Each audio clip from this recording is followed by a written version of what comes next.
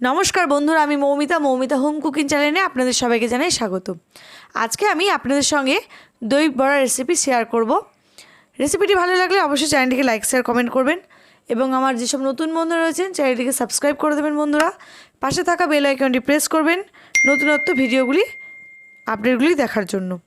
तो बंधुरा आज के एई दई बड़ा रेसिपि खूब सहजेई किन्तु आमी बाड़ीते बानिये देखाबो आपनादेर।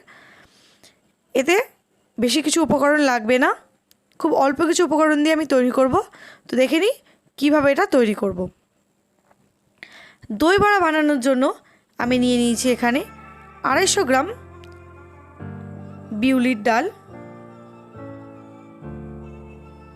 जेटा आमी 2 घंटा आगे भिजिए रेखेছিলাম। खूब भालो मतो भिजे गेছে। आपनारा चाइले एर संगे मुग डालও ব্যবহার করতে পারেন। তো একটা মিক্সিং জার নিয়ে নিলাম। এতে আমি জল ঝরিয়ে ডালগুলো জারে নিয়ে ভালো করে ব্লেন্ড করে নেব।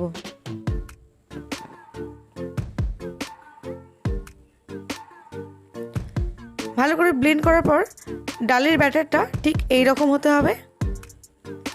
এরপর আমি দিয়ে দেব এতে স্বাদমতো লবণ। দিয়ে দিলাম স্বাদমতো লবণ। লবণ দেওয়ার পর আমি এটাকে ভালো করে ডালটাকে ফেটিয়ে নেব। ঠিক এই রকম ভাবে ভালো করে ফেটিয়ে নিতে হবে, তাহলে বড়াগুলো খুব ভালো ফুলে উঠবে আর খুব নরম সফট হবে।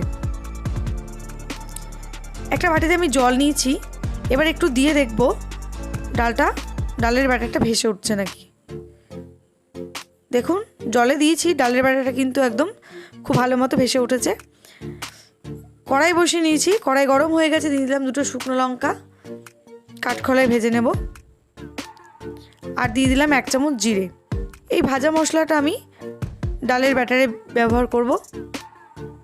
ভাজা প্রায় হয়ে গেছে, এবার তুলে নেব। ভাজা হয়ে গেছে, আমি এবার মশলাটা গুঁড়ো করে নেব। কড়াইয়ে দিয়ে দিলাম তেল। খুব বেশি তেল দিয়ে আমি বড়াগুলো ভাজবো না, খুব অল্প তেলেই ভাজবো। ব্যাটারে মশলাগুলো আমি দিয়ে দিচ্ছি, ভাজা মশলা ভালো করে মিক্সড করে নেব ডালের ব্যাটারের সঙ্গে।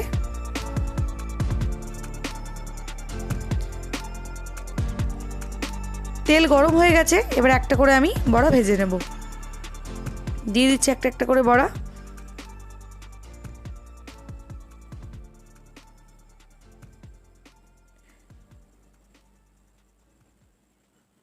বড়াগুলো এক সাইড হয়ে গেছে, উল্টে দিলাম আরেক সাইড ভাজার জন্য।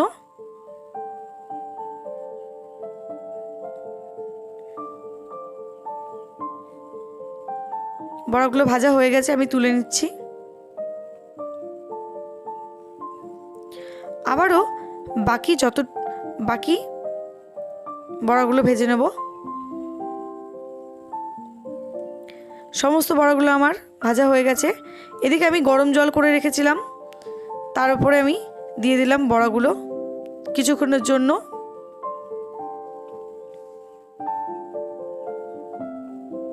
দেখুন এবার আমি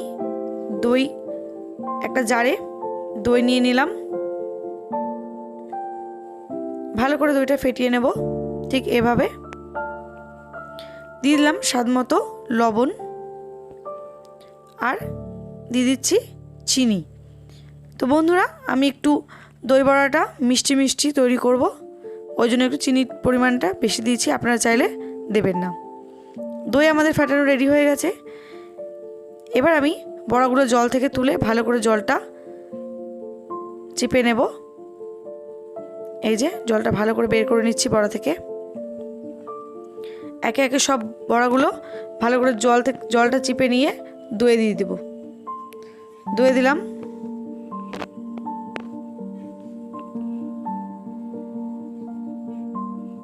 এবার আমি ভালো করে বড়াগুলোতে দইটা মাখিয়ে নেব। একটা প্লেটে আমি তুলে নিয়েছি বড়াগুলো, ওপর থেকে আরও কিছুটা দই দিয়ে দিচ্ছি।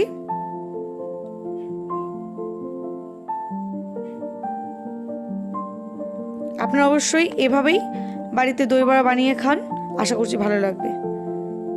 আর কিছুটা সস আমি দিয়ে দিচ্ছি।